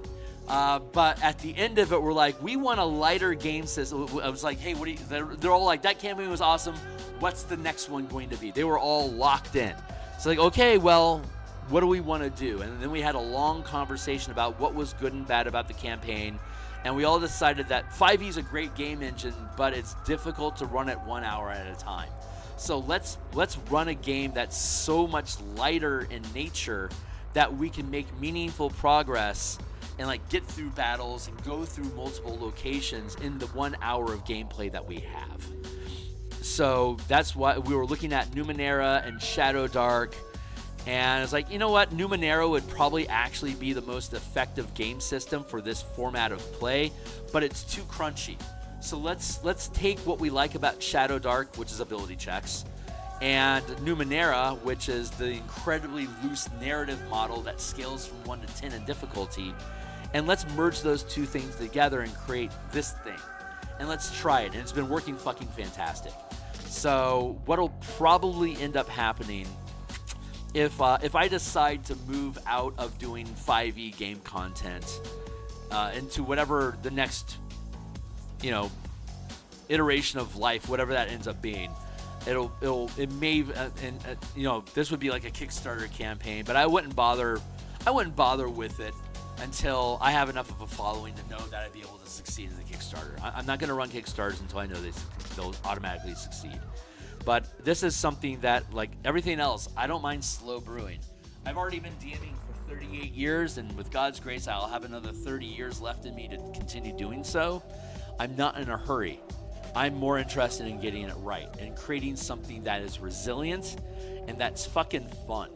So we've been running a Spelljammer Eberron campaign using this ability check system and my Bastion system on top of it to give them extra dice and to give them facilities to build out with and to give them a guild to develop. And their characters have basically been troubleshooters for their asteroid mining operation in Eberron. That's the campaign that we've been running, and it's been running fantastic. So I'll probably eventually, if I really feel compelled, I'll publish that as a book. I'm not eagerly rushing out the door to sell my new big thing. Everyone play my game, it's so cool. Nah, no one gives a shit about my game. I'm nobody. Nobody knows who the fuck I am. I've got no presence. What I am going to do is clear my bucket list of all the stuff that young Phil wanted to do with D&D when I was 12, 16, 20, 30 years old. All the stuff that made me fall in love with the settings and worlds of D&D and the styles of play that I became exposed to as a result of playing D&D, and I want to extract all of those and make those into supplements for the 5e game engine that I love so much. And once I get all that bucket list stuff done, if I can sit back and be content that I've done everything that I need to do with 5e and I am done, then maybe we'll take this thing that I've built and turn it into a supplement, and like turn it into a game system. But it's so fast and light and easy. It's a really great improv game. Like, it's super. Like, I could run that shit. I could run that thing in conventions all day, no problem. Like, it takes zero effort. It's as easy to DM as Numenera, and it's as easy to play for players as Shadow Dark, or it's as easy to play for players as Numenera is to DM for DMs. It's that easy. It's such a loose, light, easy, fast game system that's heavily encourages improvisation. I use the Maze Rat style of spellcasting, where when you start it, like the whole campaign is built around troubleshooting problems that the Spelljammer Asteroid Belt mining guild that the players control. Like, they run into problems. Like, there's poison gas in this particular gold mine, and we need to find a way to get the gas, to remove the gas, so that we can continue mining the ore to gain resources to fuel our army. So they'll send in troubleshooters to try to deal with the gas problem. And so that becomes their adventure of the week. Most of these adventures resolve within 3 to 5 hours. So it's like 3 to 5 game weeks, 1 hour at a time at lunchtime.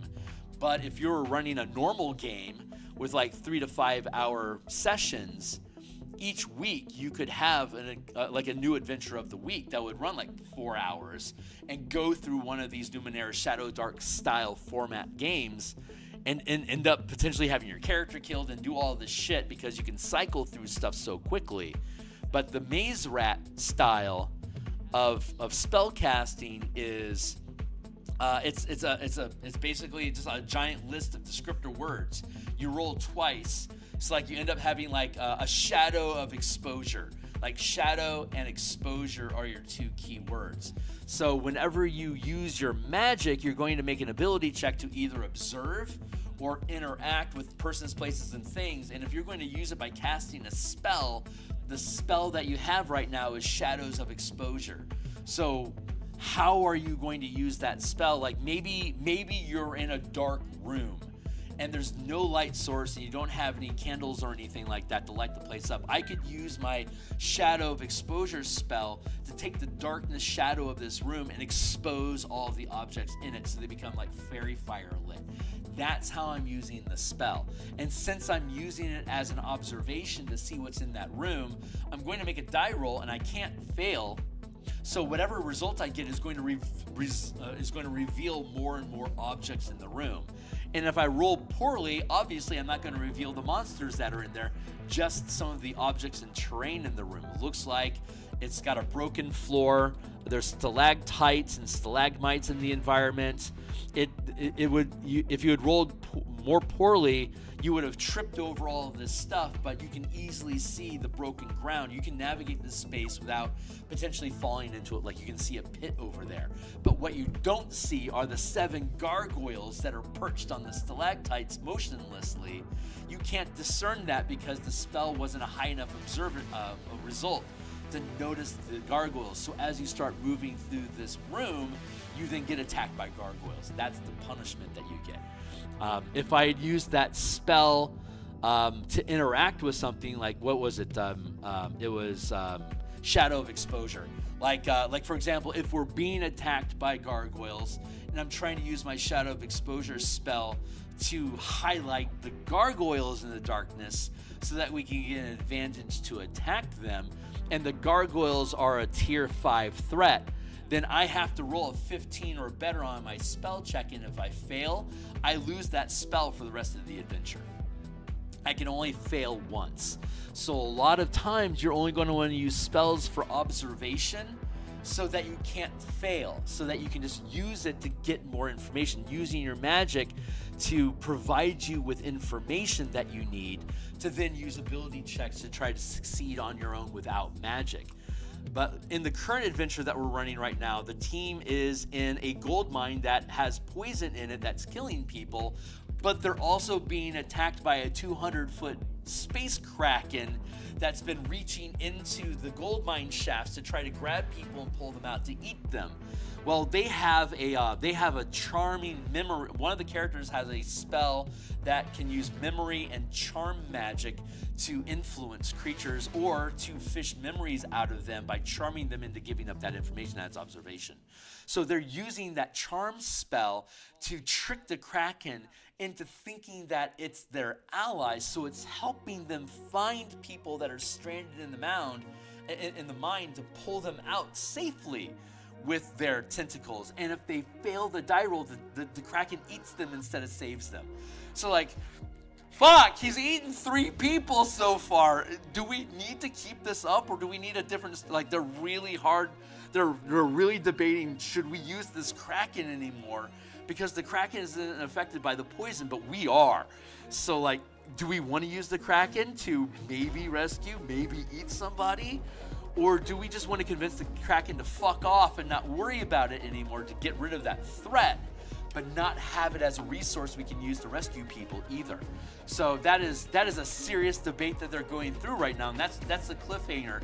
It just ate 3 people because they lost control of it. So they lost control, they lost the spell, but it was the last action the caster was using that, and you get the spell back next session. So they've temporarily lost control of the kraken, but now they have a week to decide amongst themselves, do we want to try to regain control of it, or do we want to just cut our losses knowing how dangerous it is? Because it's a tier 8 threat. So they have to roll a 24 every time they want to order the kraken to do something. And they succeeded 3 times, and then they failed. And they failed by a degree of 3. The result was supposed to be a 24, but they rolled like, what, a 15? So 24, 21, 18, 15. That's 3 degrees lower than 24. So it ate 3 people. That was the penalty. They know the structure of the penalty. Like, maybe we'll take 3 points of damage, and like currently have 20 points of damage. They have 20 hit points each at this tier. So like, if we take 6 points of damage, we can't do a lot of that. So if I attempt to disarm this trap and fail by 6 degrees, I'm going to take 6 points of damage from that trap. Or maybe I release a poison cloud that deals 6 points of damage to everybody. Or maybe the trap will randomly shoot an arrow at one person, and that person's going to take 6 points of damage. The players don't necessarily know what the consequences are going to be, but when they see that they failed by 6 tiers, they're like, shit, this is going to fuck either all of us or somebody. Hold on. And it becomes a major stress issue. Because again, at 5th tier, you could roll a 10 out of 30. That's like 9 degrees of that's 6 degrees of failure. And like at that tier, they're gonna have 30 hit points. So if they fuck up high threat risks a lot, they can easily get killed. And they have a healing rune that they can use, but when they heal themselves with their action, they decide what the tier of healing is. Like, if I have 7 points of damage, I can heal all of it in one go, but I have to roll a 21 or better on my die roll. And if I fail that die roll, that healing glyph is burned for the rest of the day. No one can use healing magic anymore. So what they'll do is, like, I'm going to heal 1 hit point because I only have to roll a 3 or better. But I'm going to spend my entire round and I'm going to burn this action economy to heal 1 point. So when they start getting really beat up, they're like, shit, how much action economy are we willing to spend to heal ourselves versus how hard are we willing to risk burning that rune to heal ourselves? Because once we all heal once, we're going to get attacked again by the world and we might lose more hit points. So it's a really fun cat and mouse sort of like, what are we willing to willing to risk for the rewards that we gain? And if we fail, are we willing to live with those consequences? Because sometimes we can't take it back. Yeah, exactly. They are deciding how much they want to risk in their own healing. And most of the time they're like, yeah, well, I'm going to heal 2 hit points. Or like they're like, I have my best stat active right now. I can't roll less than a 9. So I'm going to heal 3 points and just automatically succeed. So we know we're going to be okay. So they fail once, it's gone for the rest of the session. In this circumstance, sessions are only an hour long. So a lot of times they're willing to make dumb risks and just deal with it for a little while, knowing they're going to get the spell back next week. But if you're running 3 or 4 hour shift sessions and you just lost all of your healing for the game, and you've got like another 30 checks coming your way before the session ends, like, fuck, that is tough.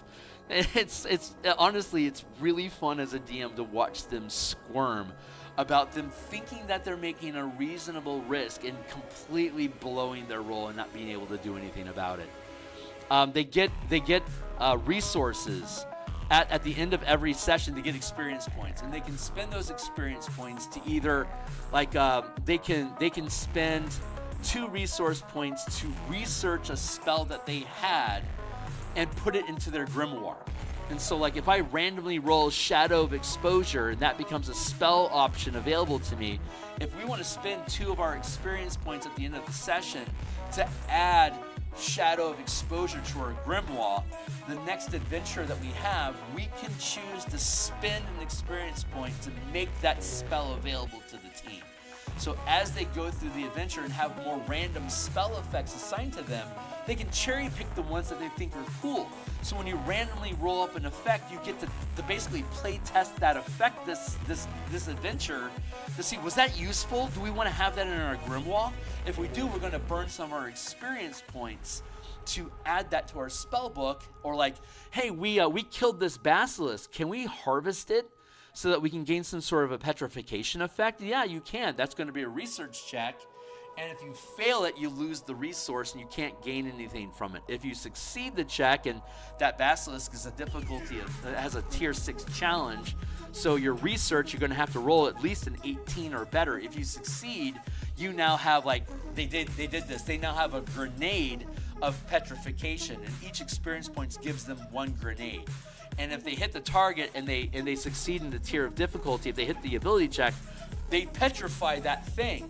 And they're using it as a stasis thing. So like if there's a creature they want to harvest for its materials, they'll hit it with a petrification grenade and then take it back home with them, and then use the stone to flesh spell that they have to turn it back into a creature, so they can then harvest materials from it at the safety of their laboratory where they have advantage on their die rolls. So they're using the resources that they find in the game to supplement their abilities, but everything they want to, like, they get a healing rune for free. But anything else they want to bring into the game, any magic items, any additional spells, their grimoire, all these things cost them resource points or experience points.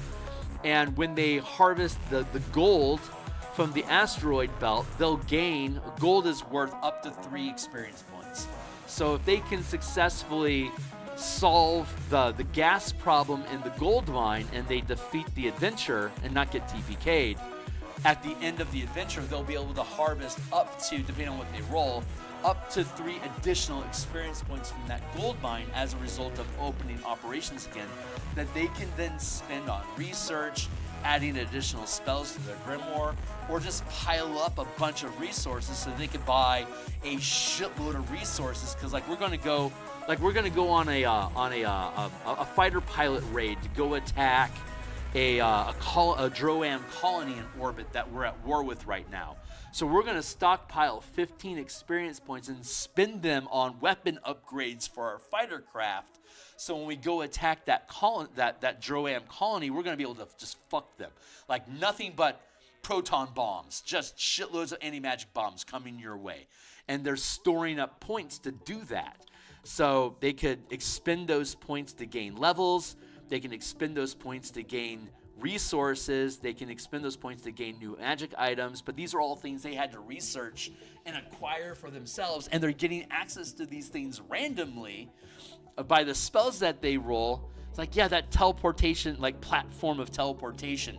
You can only imagine how useful that could be. Yeah, we're putting that into our grimoire. We're definitely spending points for it. And when we need it, we'll have it available for us to like get a free teleport out of this dungeon effect. So they'll back pocket that occasionally as an escape button to get the fuck out if things turn sideways on them. But the random chaos of the spells that they get is what's creating the spells that they have. Like, this spell sucked. I didn't need it. Like Key of Enlightenment, that wasn't very useful. We're not going to research that one.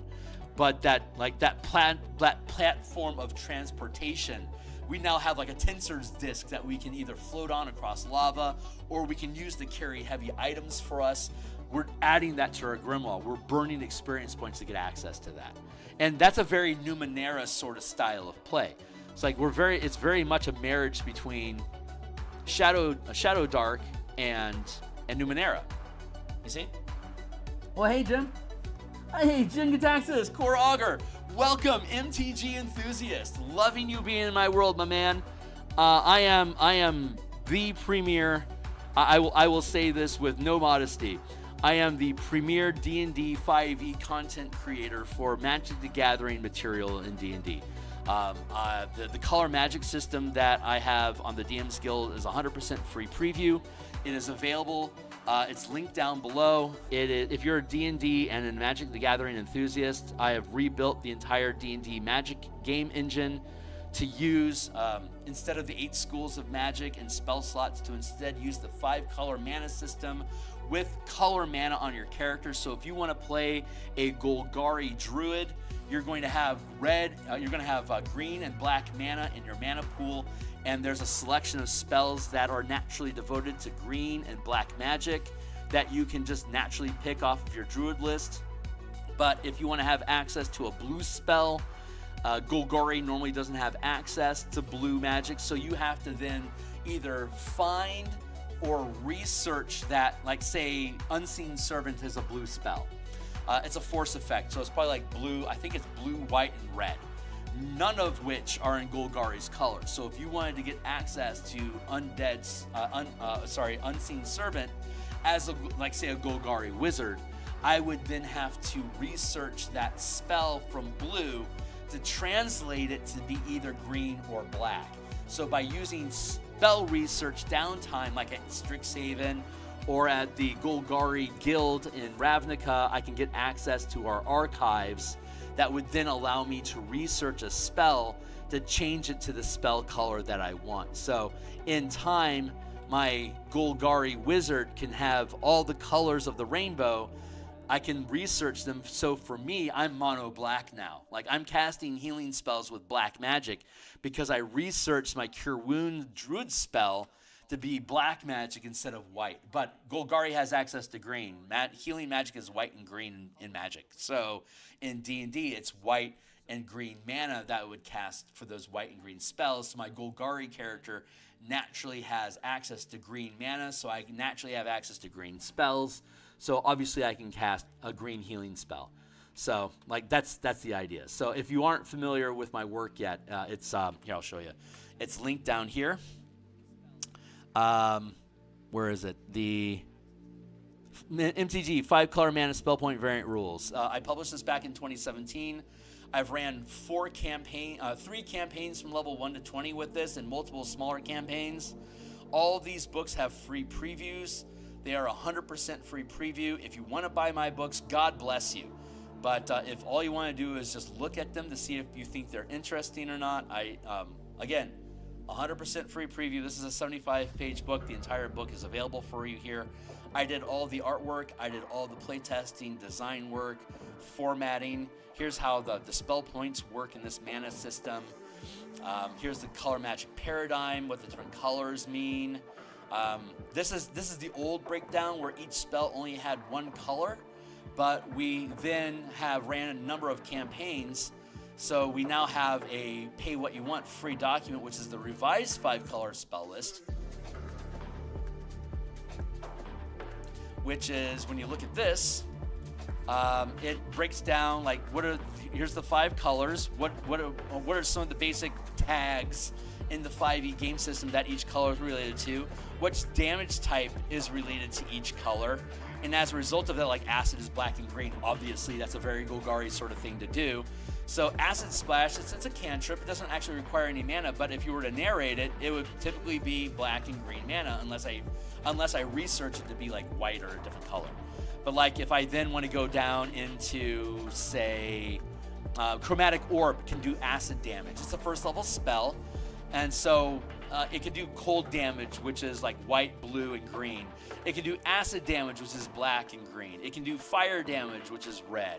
It can do lightning damage, which is red. So I can use any color, and if I want to be true to the system, if I deal acid damage with Chromatic Orb, I'm going to use it with either 1 point of black or green mana to cast that first level spell. So, but yeah, these are all free preview. You can read the entire series of book at no cost. Be welcome to do so. And as soon as I finish this Eberron project that I'm illustrating right now, one of our major projects is to rebuild the entire color mana system to congregate all of these expansions that we've learned over the past few campaigns, and update all the characters to use the new 5e24 mechanics. And we also have the martial power system, which gives all the martial characters a half-casting mana resource. Like your Gruul Barbarian is going to basically have like monk-like key of green and red mana that you can use to deal like extra like fire damage, or to like sprint and like speed up your metabolism, or to shape change, or to glow claws and become feral, like a bunch of Gruul type shit that your barbarian can do with green and red mana, while your Dimir rogue is using their blue and black mana to manipulate people's perceptions,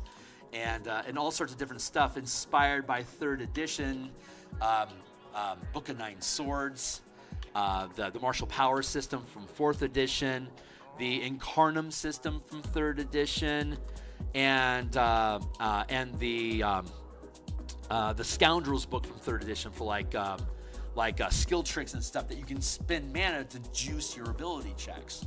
So all the martial characters have that alternate magic system that they can use, while spellcasters still have all their spellcasting using color mana. So including the Scion, all 14 character classes have access to a mana scaling system that gives them the same breadth of options and character customization. That is where the true divide between martials and spellcasters are, if that makes sense. Hey, thanks, man. I mean, D&D and MTG doesn't have as much of a crossover audience as it should, honestly. But Wizards has published a number of like Ravnica, Strixhaven, Theros. They did an Eldrazi monster manual. No, an Eldraine monster manual. They just did what is it? I can't remember the name of the face setting that they just did a setting thing for. Anyway, D&D was set around when I really got into the game. Oh yeah, right on. Oh, got it. The Forgotten Realms stuff. Yeah.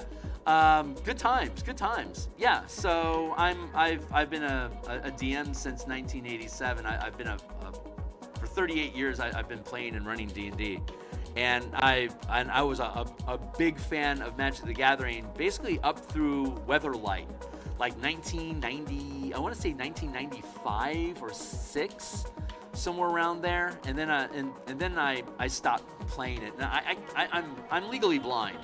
So, and I'm colorblind on top of it. So I can't read what Magic cards are across from the table. On Magic Arena, it's easier for me to tell, but the cards the land cards are so complicated now that I can't just look at a glance and see what you have. And like if I want to read your card, I literally have to pick up your card. Like this is the distance away from my phone I have to read. This is the distance from a Magic card. So for me to play over the table Magic the Gathering, I literally have to pick up every one of your fucking cards every time I want to read it. And I can't compete that way. I can't tell you what I'm looking at all the time. You're gonna know what I'm thinking. So I don't play. I watch Ash Lizzle, and I watch Legend VD, and I watch Covert Go Blue. I watch Distraction Makers. I stay up on the meta. I stay up on all the different worlds of what's going on MTG. I'm a big MTG I guess you could call me, what is that? A Vorthos and Mel enthusiast, right? I love the mechanics and I love the lore. So those are my MTG bins. And since I'm a D&D content producer, I basically just took my love of Magic the Gathering and basically built a comprehensive MTG system inside of the 5e game engine. Since I can do that on the DMsGuild, it's perfectly allowed for me to do that. So I've been consistently publishing books around MTG character options since 2017. So, and now I have the major project of updating all of it, the 5e24 mechanics, because they just updated all the rules, and it makes everything better because they gave all the characters in 5e24, they gave them all more resources, more options that directly translate into MTG options. So it's a great translation. I am thrilled with where D&D is going, and that they're going to go back to Strixhaven soon. And, was it Lorwyn? Yeah, I think it's Lorwyn that they recently put out a supplement for.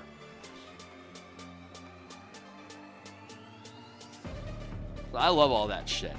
Big fanboy geek here. What time is it? Oh shit, it's 9. I am late. I didn't realize that. I gotta bounce out of here, guys. I'm sorry. I've got a brunch thing I gotta do. So I'm gonna kick out of here for now. I'll be back on Monday morning to do more artwork. I hope everyone has a great day. See you on the other side. Cheers.